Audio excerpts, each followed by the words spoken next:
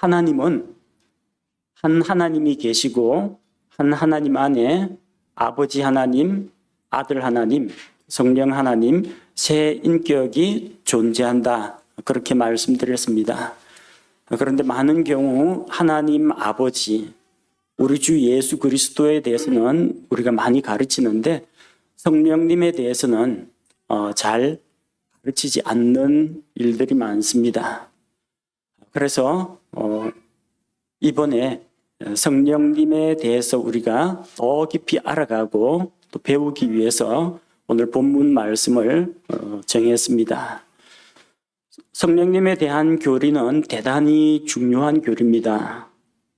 그런데 기독교인들 중에는 성령님에 대해서 잘 알지 못하고 또 그런 지식은 많은데 바른 지식을 갖추지 못한 그런 사람들이 너무 많습니다.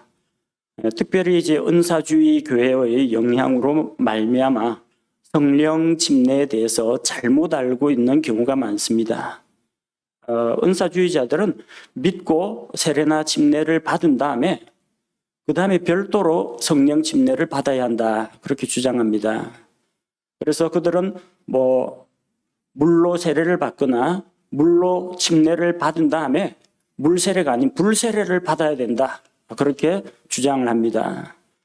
원래 좀 무식하면 용감하다는 말이 있습니다. 그래서 잘 알지 못하는 사람들이 오히려 자기가 더 잘 아는 것처럼 성령님에 대해서 막 떠들고 그러는데 이 부끄러움도 없이 이렇게 막 담대하게 가르치다 보니까 어느덧 많은 사람들이 그런 게 있나 보다 하고 믿게 되는 경우가 많습니다. 그래서 각종 부흥 집회나 은사주의 모임 같은 데에 가면 성령 받아라, 불세례 받아라 하고 외치는 자가 있고 이미 믿고 구원받았다라는 사람들이 성령을 주옵소서 그렇게 기도하는 그런 예들도 많이 있습니다. 오늘 우리 구원받은 그리스도인이라면은 반드시 알고 있어야 하는 것이 성령 침례입니다.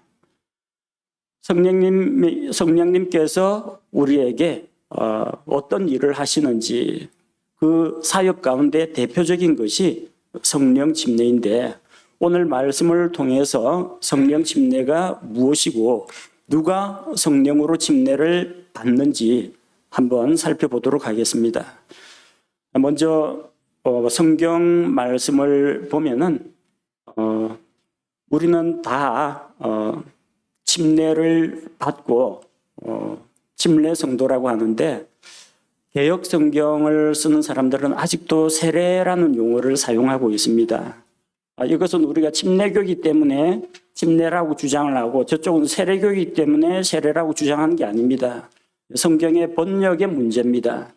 그래서 마태복음 3장 11절이 개역으로 보면은 어떻게 되어 있느냐면 나는 너희로 회개케 하기 위하여 물로 세례를 주거니와 내 뒤에 오시는 이는 나보다 능력이 많으시니 나는 그의 신을 들기도 감당치 못하겠노라. 그는 성령과 불로 너희에게 세례를 주실 것이요. 세례라고 되어 있어요. 세례라는 말 들어봤죠? 누구 마음에 안 드는 정치인 있으면 계란 던져서 계란 세례 받는다. 물 세례 받는다. 누가 물을 퍼부었다. 세라는 게 씻을 세자입니다. 씻는다는 이야기예요. 근데 우리의 죄가 물로 씻어지느냐? 물로는 씻을 수가 없습니다. 이거는 씻는 예식이 아닙니다. 씻는 예식이면은 물 속에 담고 갖고 이렇게 빡빡 문질러야지. 물 몇 방울 성부와 성자와 성령이 이게 어떻게 씻어집니까? 물방울 튀기는 게. 세례라고 하면서도 자기들은 씻는 것도 하질 않는다는 겁니다. 영어에서는 베프티즘이라고 하는데 이것은 침례라고 합니다. 잠긴다라는 의미입니다. 그래서 침강이라든지 침식이라든지 이런 것들은 다 잠길 침자를 씁니다. 침몰하다 할 때 그 침자입니다. 물속에 푹 잠기는 걸 이야기해요. 또 어떤 부분이 잘못되어 있느냐면 개역성경에 보니까 예수님께서 성령과 불로 세례를 준다고 했습니다. 성령과 불을 같은 걸로 하나로 묶어놨다는 겁니다. 그런데 우리가 읽는 성경 말씀에 보니까 성령과 불로가 아니고 성령님으로 침례를 주시고 불로 침례를 주시리니, 성령님으로 주는 침례하고 불로 주는 침례가 다르다는 것을 성경이 명확히 구분을 하고 있습니다. 자, 그래서 우리는 성령 침례와 불 침례가 다르다라는 것을 알고 있어야 됩니다. 성령님과 불로 하니까 불같은 성령이여 하면서 불같은 성령으로 침례를 받아야 된다, 그렇게 주장하는데 그게 잘못됐다는 겁니다. 또 한 가지 번역상의 문제가 3장 11절에, 이거는 흠정역에서도 안 고쳐졌습니다. 참으로 나는 회개에 이르도록 너희에게 물로 침례를 주거니와. 회개에 이르도록. 이 말은 무슨 말이냐면은 개역성경에 나오는 회개케 하기 위하여를 말 표현만 지금 바꿔놨습니다. 회개에 이르도록 하기 위해서 침례를 주는 게 아닙니다. 어떤 사람이 침례 받기만 하면 회개합니까? 그러면 다 데리고 오십시오. 제가 다 침례 줘가지고 다 회개하게 만들게. 사람을 물에 빠뜨린다고 해서 그 사람이 회개하지 않습니다. 회개를 한 사람이 회개했다는 표시로 침례를 받는 겁니다. 그래서 새로 나온 번역 가운데 근본역에서는 이 구절을 unto repentance를 회개에 근거하여, 그래서 근본역으로 마태복음 3장 11절을 보면 나는 참으로 회개에 근거하여 너희에게 물로 침례를 주지만, 제가 여러분들에게 침례 줄 때 뭐라고 하는지 기억나십니까? 우리 주 예수 그리스도의 명령과 형제님 혹은 자매님의 신앙 고백에 근거하여 제가 아버지와 아들과 성령님의 이름으로 침례를 드립니다, 그렇게 이야기하죠. 침례 받을 자격, 침례 받는 근거가 뭐냐는 겁니다. 침례자 요한은 회개에 근거해서 회개하러 나아오는 자들에게 침례를 주었습니다. 그래서 마태복음 3장 6절에도 이게 나옵니다. 마태복음 3장 6절, 자기 죄들을 자백하며 요르단 속에서 그에게 침례를 받더라. 자, 회개가 먼저입니까? 침례가 먼저입니까? 먼저 회개해야만, 자기 죄를 자백하고 회개해야만 그 다음에 침례를 받는 겁니다. 자, 그런데 오늘 본문에는 침례가 세 가지가 나옵니다.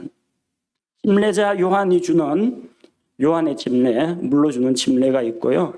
예수님께서 주시는 성령님으로 침례를 주시고 불로 침례를 주시고, 이렇게 세 가지 침례가 나옵니다. 한 가지가 빠졌죠? 네, 지금 아직은 신약교회 시대가 아닙니다. 신약교회 시대에 예수 그리스도를 믿고 고백한 성도들이 자기가 그리스도와 함께 죽고 그리스도의 부활에 연합했다는 신앙 고백을 하고 자기가 구원받은 것을 회중 앞에서 간증 고백하면서 받는 침례가 있습니다. 그 침례는 여기 아직 나오지 않고 있습니다. 오늘 본문에 기록된 세 종류의 침례에 대해서 살펴보도록 하겠습니다. 첫 번째는 침례자 요한의 침례입니다. 요한이 선포하는 말씀을 들은 사람들은 자기 죄들을 회개하고 그에게로 나아왔습니다. 요한이 무엇을 선포했습니까? 회개하라, 하늘의 왕국이 가까이 왔다. 하늘의 왕국이 가까이 왔고 왕께서 임하시는데 그 왕국에 들어가기 위해서는 자기 죄들을 회개해야 한다는 겁니다. 그래서 많은 사람들이 자기 죄들을 자백하고 그에게 와서 침례를 받았습니다. 요한의 침례는 예수 그리스도께서 오실 앞길을 예비하는 것이었습니다. 사람들의 마음이 주님을 향하여 열리고 또 회개한 마음으로 주님을 받아들이도록 하기 위해서 예수 그리스도 앞에 가서 예비하는 사역이었습니다. 침례자 요한의 침례에는 구원이 없습니다. 이건 구원이 아니라 왕국에 들어가고자 하는 자는 회개하고 주님을 맞이할 준비를 하는 것이었습니다. 즉 침례자 요한의 침례를 받은 자는 성령님을 받지 못했다는 이야기입니다. 그래서 사도행전 19장 2절과 3절에 보면은 이런 말씀이 기록되어 있죠. 그들에게 이르되 너희가 믿은 이래로, 그들은 믿는 사람입니다, 성령님을 받은 적이 있느냐 하니 그들이 그에게 이르되 우리는 성령님이 계신다는 말도 들은 적이 없노라 하거늘 그가 그들에게 이르되 그러면 너희가 무슨 침례를 받았느냐 하니 그들이 이르되 요한의 침례라 하매, 침례자 요한의 침례를 받은 그들이 있었습니다. 그들은 성령님이 계신 것도 알지 못했습니다. 요한의 침례는 예수 그리스도의 십자가의 대속을 믿고 고백하고 받는 그 침례하고는 다르다는 겁니다. 이거는 구원을 확증하는 그런 침례가 아니고 그가 회개한 사람이라는 표시로 받은 침례였다는 겁니다. 두 번째는 예수님께서 주시는 성령 침례가 있습니다. 성령 침례는 성령 속으로 잠기는 것을 말합니다. 이것은 성령 침례, 불 침례 이것이 어떻게 다른지는 본문 말씀이 스스로 증거하고 있습니다. 11절 끝에 보면요. 그분께서는 너희에게 성령님으로 침례를 주시고 불로 침례를 주시리니 문장이 끝이 안 났습니다. 그 다음 구절이 있어요. 곧 성령님으로 침례를 주고 불로 침례를 주는 것은 곧 어떤 것이냐? 손에 키를 들고 자신의 타작마당을 철저히 정결케 하사 자신의 알곡은 모아 곳간에 들이시되 껍질은 끌 수 없는 불로 태우시리라 하니라. 성령 침례가 있고 불 침례가 있습니다. 거기에 짝을 이루는 게 있습니다. 알곡이 있고 껍질이 있습니다. 곳간이 있고 꺼지지 않는 불이 있습니다. 이게 서로 대꾸를 이루고 있습니다. 무엇이 무엇과 대꾸를 이루는지는 본문에 나온 순서 그대로 자명합니다. 즉 알곡은 믿고 구원받은 알곡은 성령으로 침례를 받아 주님의 곳간에 들어갑니다. 주님의 왕국이 임할 때 곳간에 들어갑니다. 왕국에 들어간다는 이야기예요. 그래서 12절 말씀처럼 자신의 알곡은 모아 곳간에 들이신다고 했습니다. 반면에 예수님께서 주시는 침례 가운데 우리 세 번째 침례죠. 예수님이 주시는 불침례가 있습니다. 이 불침례는 성령 침례가 아닙니다. 성령 침례하고 정반대되는 거예요. 성령으로 침례를 받으려면은 알곡, 그리고 알곡이 되어서 곳간에 들어갑니다. 불로 침례를 받는 것은 알곡이 아닌 생명이 없는 껍질입니다. 그 껍질이고 꺼지지 않는 불에 태워지는 것입니다. 성경은 성령 침례와 불 침례를 나누어서 이야기하고 있습니다. 이걸 불과 성령으로, 성령과 불로 이렇게 묶으면 안 된다는 이야기입니다. 불 침례가 뭡니까? 불 침례가 물 속에 잠기는 거죠.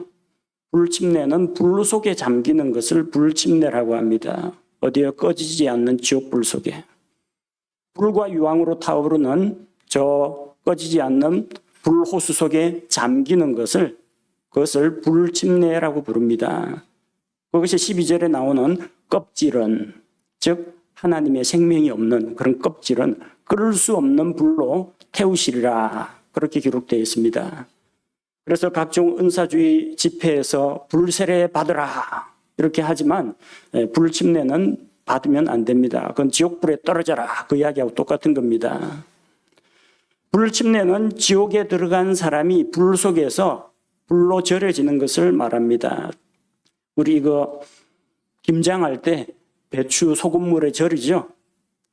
떠오르지 않도록 배추 넣고 그에 돌로 눌러가지고 소금기가 다 배도록 합니다. 죄인들은 지옥불 속에서 불 가운데서 절여지게 될 것입니다. 마가복음 9장 49절 말씀처럼 이는 사람마다 불로 절여질 것이요 희생물마다 소금으로 절여질 것이기 때문이라. 김장 배추는 소금물에 절입니다. 죄인들은 지옥불에 절입니다. 어떻게 해요? 지옥불 속에 깊이 잠기게 하는 겁니다. 불침례라는 겁니다. 그래서 우리는 불침례가 아니라 성령님으로 침례를 받아야만 알곡이 되어서 하나님의 왕국에 들어갑니다. 성령 침례에 대해서 우리가 성경 말씀을 통해 조금 더 자세히 알아보겠습니다. 첫째로 성령 침례란 성령님 안에 잠기는 것을 말합니다. 앞서 말씀드린 침수, 침몰, 침강 이건 전부 다 깔아앉는 겁니다. 잠기는 것을 이야기합니다. 물침례란 물 속에 잠기는 것을 말하고 불침례란 불 속에 잠기는 것을 말합니다. 성령 침례는 성령님 안에 잠기는 것을 말합니다. 사람의 육신은 어머니의 태 속에서 물 가운데 잠겨 있습니다. 그래서 물 가운데 잠겨 있다가 태어나면 첫째 출생입니다. 둘째 출생은요, 성령님으로 다시 태어나는 것인데 성령님 안에 잠겨 있다가 성령님 안에서 우리의 영이 다시 태어나는 것입니다. 이게 우리의 둘째 출생입니다. 거듭난다는 것입니다. 하나님의 자녀로 다시 태어나는 것, 우리가 새로운 사람이 되는 것, 그리스도 안에 있는 새로운 창조물이 되는 것은 성령님 안에 잠겨서 성령 침례를 통해서 우리가 다시 태어날 때 가능한 일입니다. 예수님은 믿는 자를 성령님 안으로 들어가게 하시고 또한 성령님이 믿는 자 안에 들어오게 하십니다. 나는 성령님 안에 있고 성령님은 내 안에 들어와 계십니다. 곧 내가 성령님과 연합한 삶을 누리게 되는 것을 말합니다. 그래서 성령 침례는 은사주의자들이 말하는 것처럼 어떤 성령의 능력을 받는 것이 아닙니다. 성령 침례는 성령님 안에서 우리가 새롭게 태어나는 것을 말합니다. 여러분 예수 그리스도를 믿고 하나님의 자녀로 다시 태어났습니까? 그렇다면 여러분은 성령님으로 침례를 받은 자들입니다. 둘째로 이 성령 침례를 누가 주느냐? 예수님께서 성령으로 침례를 주신다고 했습니다. 11절 말씀해 보니까 그분께서는 너희에게 성령님으로 침례를 주시고 그분이 누굽니까? 예수님입니다. 내 뒤에 오시는 이는 나보다 능력이 많으신데 그분께서는 침례자 요한보다 6개월 뒤에 오시는 6개월 뒤에 태어났어요. 그 예수님께서는 요한이 예수님 앞에 가서 회개를 선포하고 왕국이 임하는 것을 선포했을 때 사람들이 그들의 마음을 예비했습니다. 죄인들이 회개했습니다. 근데 그 뒤에 오시는 그 예수님, 그분께서는 즉 예수님께서 성령님으로 침례를 주신다는 겁니다. 침례자 요한은 예수님께서 성령으로 침례를 주시는 분이다. 그렇게 소개했습니다. 요한복음 1장 33절 말씀해 보니까 나는 그분을 알지 못하였으나 나를 보내어 물로 침례를 주게 하신 분 바로 그분께서 내게 이르시되 성령이 누구에게 내려와 그 위에 머무는 것을 내가 보거든 바로 그가 곧 성령으로 침례를 주는 분이니라 하셨기에 그래서 예수님을 이스라엘 백성 앞에 소개한 것입니다. 예수님이 하나님의 아들이시요 성령님으로 침례를 주시는 분이라는 것을 요한이 사람들 앞에서 선포한 것입니다. 성령 침례를 주시는 분, 성령으로 침례를 주시는 분은 오직 예수님입니다. 사람이 다른 사람에게 성령 침례를 줄 수가 없습니다. 만약 누가 우리 교회에 와서 우리 집회에 와서 성령 침례를 받아라, 성령 침례를 준다 그러면은 그 사람은 하나님을 사칭하는 겁니다. 예수님만이 성령님으로 침례를 줄 수가 있는데 자기가 성령으로 침례를 받으라 하고 자기가 성령 침례 주는 것처럼 쇼를 한다면은 그건 다 거짓말이라는 이야기입니다. 그래서 성령 침례를 받기 위해서 기도원 찾아갈 필요가 없습니다. 부흥사 혹은 은사주의 목사 앞에 머리를 내밀 필요가 없다는 겁니다. 사람이 주는 것이 아닙니다. 성경은 우리 주 예수님께서 성령으로 침례를 주시는 분이라고 합니다. 아무도 주님을 대신해서 성령 침례를 줄 수가 없습니다. 그러므로 성령 침례를 받으려면 주님께 나아와서 예수 그리스도를 자기의 구원자 주님으로 믿어야 합니다. 여러분은 예수 그리스도를 마음속에 자기의 주님으로 받아들였습니까? 그렇다면 여러분이 성령님으로 침례를 받은 자입니다. 셋째로 예수님께서는 믿는 자들은 누구나 성령으로 침례받을 것을 약속하셨습니다. 복음서에서는 아직까지 성령 침례가 이루어지지 않았습니다. 예수님께서 지상 사역을 할 당시에 제자들 중에 예수님 지상에서 사역할 때 제자들 가운데 성령으로 침례를 받은 사람은 아무도 없었습니다. 요한복음 7장 39절에 그러나 이것은 그분께서 자기를 믿는 자들이 받을 성령을 가리켜 말씀하신 것이더라. 예수님께서 아직 영광을 받지 아니하셨으므로 아직 성령님께서 주어지지 아니하였더라. 자, 그분께서 누구에게? 자기를 믿는 자들에게 성령을 주신다고 했는데 여기 보면은 믿는 자들이 받을 성령이라고 되어 있습니다.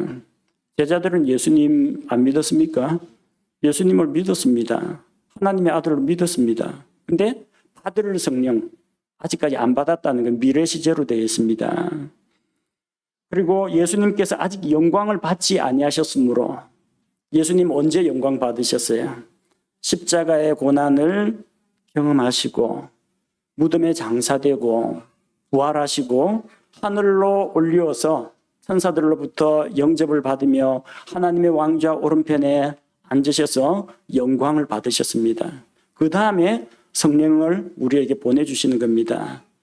아직은 이 요한복음 복음서에서는 예수님께서 아직 영광을 받기 전이기 때문에 제자들에게 성령님이 아직 주어지지 않았다는 것을 우리가 알 수가 있습니다.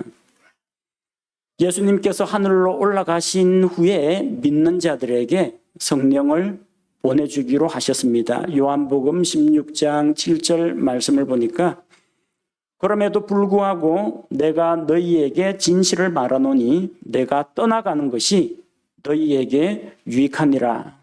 내가 떠나가지 아니하면 위로자께서 너희에게 오지 아니하시리라. 그러나 내가 떠나면 내가 그분을 너희에게 보내리니. 예수님께서는 성령님을 우리에게 보내주겠다 약속하셨습니다. 예수님이 땅 위에 있을 때에는 예수님께서 위로자가 되셨습니다. 제자들에게 모든 것들을 가르치시고 능력을 주시고 상담자가 되어주시고 그러나 이제 예수님께서 십자가 구속 사역을 마치고 하늘로 올려가면은 제자들은 의지할 곳이 없어집니다. 그러나 예수님께서는 제자들을 고아와 같이 버려두지 아니하고 그들에게 성령님을 또 다른 위로자로 보내주겠다 약속하신 것입니다. 즉 예수님께서는 믿는 자들이 받을 성령을 약속해 주셨습니다. 제자들은 예수님께서 주신 약속을 믿고 예루살렘에서 함께 기도하며 기다렸던 것입니다. 예수님이 승천하시기 전에 제자들에게 약속하신 성령을 기다리라고 말씀하셨습니다. 사도행전 1장 5절 말씀을 보니까 참으로 요한은 물로 침례를 주었을 때 너희는 이제부터 많은 날이 지나지 아니하여 성령님으로 침례를 받으리라 하시느니라. 그래서 사도행전 2장에 가면은 오순절에 성령님께서 강림하십니다. 그 이전에도 성령님께서는 계셨습니다. 구약시대에도 성령께서 사역을 하셨습니다. 하나님의 영이 임해서 성막기술자들에게 무엇을 어떻게 일해야 할 것인지 지혜를 주셨고 또 이전에 왕이나 제사장이나 그리고 사사들에게 하나님의 영이 그 사람에게 임해서 맡기신 사역을 감당하게 했습니다. 하나님의 예언자들은 주의 영이 임할 때 하나님의 말씀을 받아서 담대하게 주의 말씀이 이러하시다 하고 선포했습니다. 그러나 이렇게 오순절에 성령께서 내려오셔서 믿는 모든 자들에게 구약시대에는 하나님의 사역을 하는 소수의 사람들, 백성의 지도자들 이런 사람에게만 일시적으로 성령님이 주어졌습니다. 그러나 오순절에 성령께서 믿는 모든 자들에게 오셨고 성령께서 믿는 자들 안에 들어와서 내주하십니다. 그리고 이렇게 성령님으로 침례를 받은 자들이 신약교회를 이루게 된 것입니다. 믿는 자들은 누구나 성령님으로 침례를 받습니다. 그래서 믿는 자들은 약속하신 그 성령이 지금 내 안에 들어와 계시다는 것을 알 수가 있습니다. 어떻게 하면은 성령으로 침례를 받는가? 넷째로, 누가 성령님으로 침례를 받느냐? 어떤 사람이 예수 그리스도를 구원자로 믿을 때 성령님으로 침례를 받습니다. 오순절에 성령님께서 강림하셔서 믿는 자들에게로 내려오시고 믿는 자 안에 들어와 계시는 것을 사도들은 직접 경험하고 또한 목격했습니다. 그런데 이제 베드로가 이방인에게 복음을 전하게 됩니다. 로마 사람인 고넬료에게 가서 복음을 전하는데 가이사랴에 가서 고넬료와 고넬료의 이 일가 친지들 이런 사람들 다 모아놓고 말씀을 전했습니다. 그들이 베드로가 선포하는 말씀을 들을 때 그 말씀을 듣는 자들에게 성령님께서 내려오셨다고 했습니다. 성령님께서 그들에게 임하셨습니다. 이방인들도 성령님을 부어주시는 것을 보고 베드로도 깜짝 놀랐습니다. 그리고 유대인들이 내가 왜 이방인들에게 가서 이방인들과 함께 먹고 마셨느냐 그렇게 책망을 들을 때 베드로는 누구든지 사람이 유대인이나 이방인이나 예수님을 믿을 때 성령님께서 그에게 오신다고 했고 그것이 바로 성령 침례라고 했습니다. 사도행전 11장 16절과 17절 말씀을 보니까 그때 내가 주의 말씀 곧 그분께서 이르시기를 참으로 요한은 물로 침례를 주었으되 너희는 성령님으로 침례를 받으리라 하신 것을 기억하였노라. 그런즉 하나님께서 주 예수 그리스도를 믿은 우리에게 주신 것과 같은 선물을 그들에게도 주셨으니 내가 무엇이기에 하나님을 거역할 수 있었겠느냐 하니라. 하나님께서 성령을 보내주셨다. 유대인들에게 일어난 일들과 똑같은 것을 이방인들에게도 해주셨다는 겁니다. 우리는 하나님께서 부르신 이스라엘 민족이 아닙니다. 우리는 이방인입니다. 우리는 유대인 신자가 아니라 우리는 이방인 신자들입니다. 즉 우리는 오히려 사도행전 10장 11장에 나오는 고넬료와 비슷한 경우라고 볼 수 있습니다. 이방인입니다. 그런데 이방인들이 어떻게 성령님을 받게 됐느냐? 언제 성령님을 받게 되느냐? 고넬료 가족이 기도원 가가지고 성령을 주옵소서 이렇게 기도한 적이 없다라는 겁니다.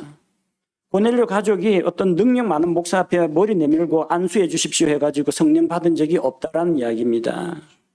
사도행전 10장 44절에 보면은 베드로가 예수 그리스도의 십자가 대속의 죽음과 부활, 복음을 전할 때 베드로가 이 말들을 할 때 성령님께서 말씀을 들은 모든 사람 위에 임하심에 예수 그리스도의 복음의 말씀을 듣고 그가 믿을 때 바로 성령님으로 침례를 받는다는 겁니다.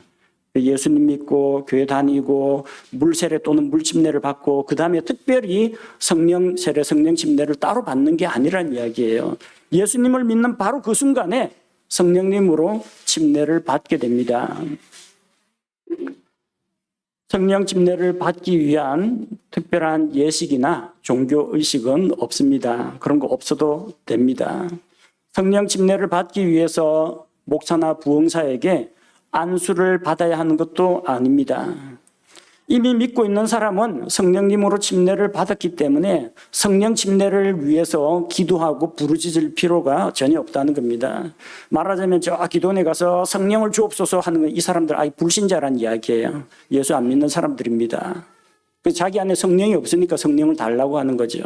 그 사람은 먼저 회개하고 예수 그리스도의 십자가 대속의 죽음과 부활을 믿고 고백해야 됩니다. 그러면 주시옵소서 안 하더라도 성령님이 오셔서 그가 성령님으로 침례를 받게 되는 겁니다.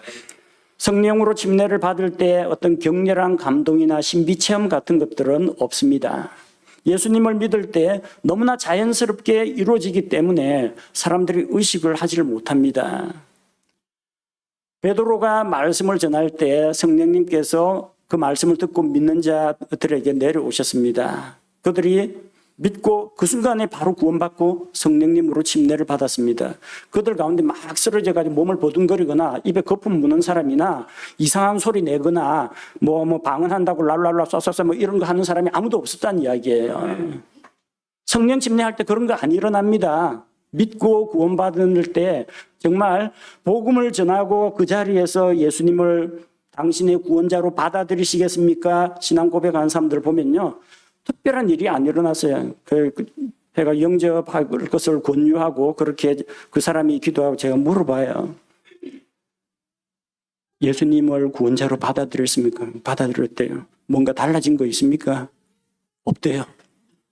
혹시 뭐 마음이 뜨겁거나 뭔가 어떻게 뭐 그런 거 없대요. 근데 예수님은 그럼 지금 어디에 계십니까? 자기 마음속에 있대요. 어떻게 알 수 있느냐? 내가 마음문을 열 때 그분께서 내 안에 들어오신다고 약속하셨다. 하나님의 말씀은 확실하고 단순합니다. 제가 지금까지 많은 사람들에게 복음을 전했지만 믿고 구원받고 그 자리에서 성령님으로 침례를 받아서 그리스도의 몸 안에 들어왔는데 쓰러지거나 이상한 소리 하는 거 한 번도 못 봤습니다. 그러니까 여러분 성령 침례하면 이게 은사주의에서 하는 신비한 거 아니냐? 아마 오늘 설교 제목 때문에 들어오는 사람들 많을 겁니다. 그래서 김문수 목사한테 낚였다 그런 사람도 나올 겁니다. 근데 원래 성령 침례는 그런 게 없어야 정상이에요. 바람이 임의로 불매 소리는 들리는데 이 바람이 어디서 와서 어디로 가는지 눈에 보이지도 않습니다. 성령님의 역사는 그와 같습니다. 하지만 우리 안에서 일을 하고 계십니다. 내게 어떤 뜨거운 열정이나 뭐 감격이나 신비한 기적 같은 게 없다 할지라도 성령님께서는 살아계시고 믿는 내 안에 들어와 계시는 것을 알아야 합니다. 여러분은 예수님을 구원자이신 주님으로 믿습니까? 여러분이 예수님을 믿고 있다면 이미 성령 침례를 받았습니다. 무엇으로 알 수 있습니까? 하나님의 영으로 말하는 자는 아무도 예수님을 저주할 자라 하지 않고 성령님으로 아니하고는 아무도 예수님을 주시라고 할 수 없습니다. 여러분이 여러분의 입술로 예수 그리스도는 나의 구원자 주님이라고 고백하는 것은 여러분 안에 성령님께서 들어와 계시다는 증표가 됩니다. 다섯째로 성령 침례를 받은 자는 그리스도와 연합하게 됩니다. 성령 침례의 결과로 방언을 하거나 기적을 행하거나 마음이 뜨거워지거나 하진 않습니다. 성령 침례를 받게 되면 어떤 일이 일어나느냐?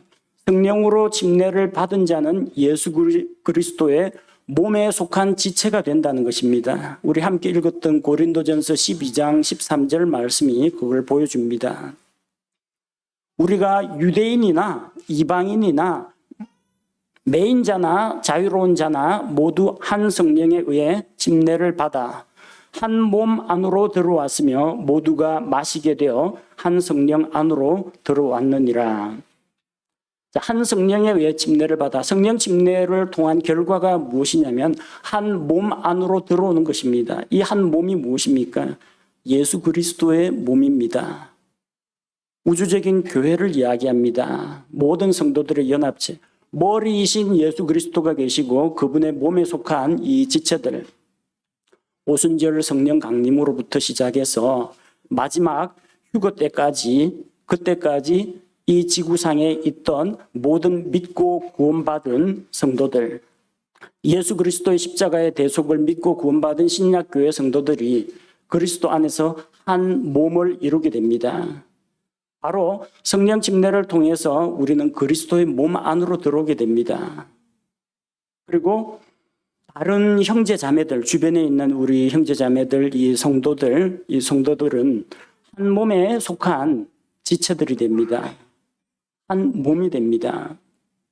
이것이 성령 침례의 신비입니다. 구약시대에는 성령께서 일하시긴 했지만 성령으로 침례를 받아서 교회를 이루는 구원자이신 그리스도의 몸에 속하게 되는 이런 일들은 일어나지 않았다는 겁니다.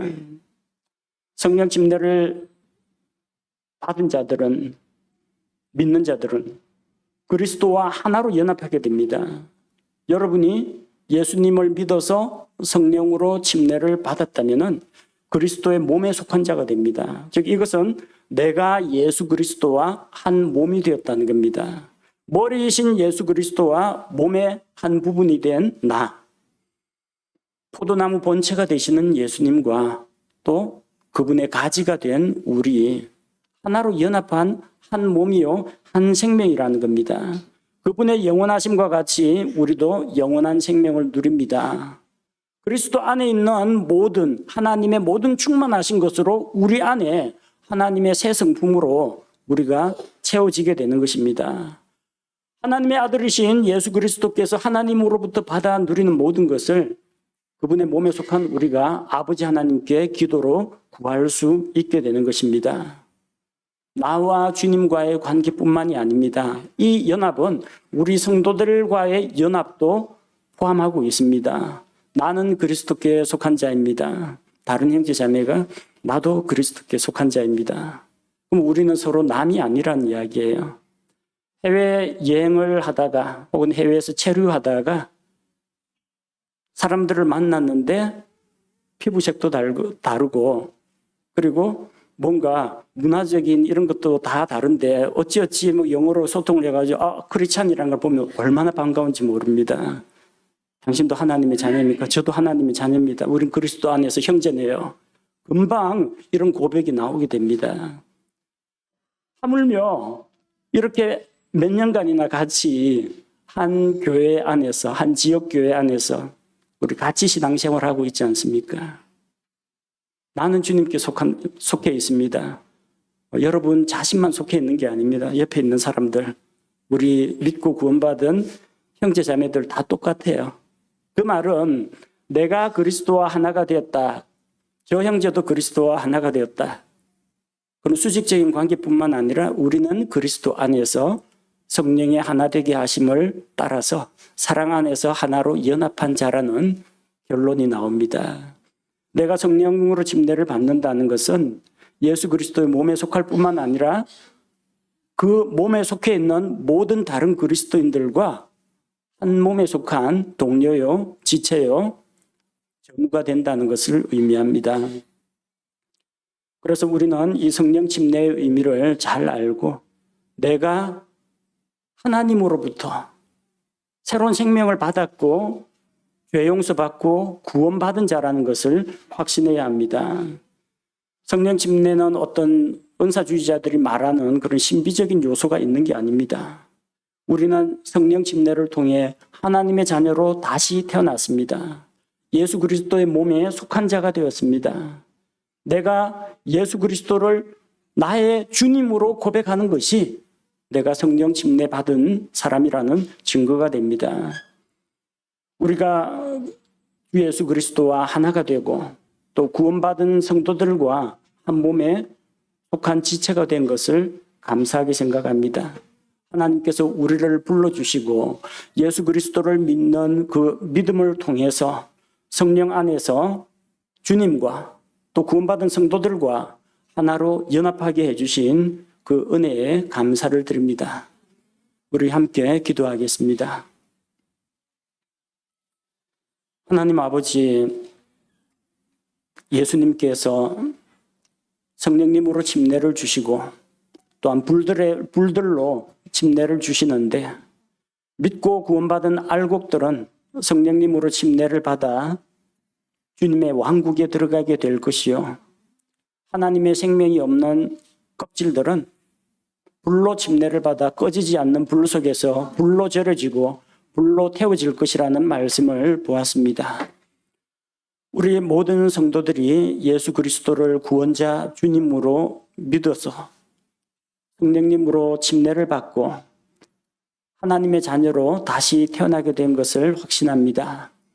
예수 그리스도를 믿는 우리 안에 성령님께서 들어와 계시고 우리는 성령님 안에 있고 성령님은 우리 안에 계신 것을 우리가 믿습니다.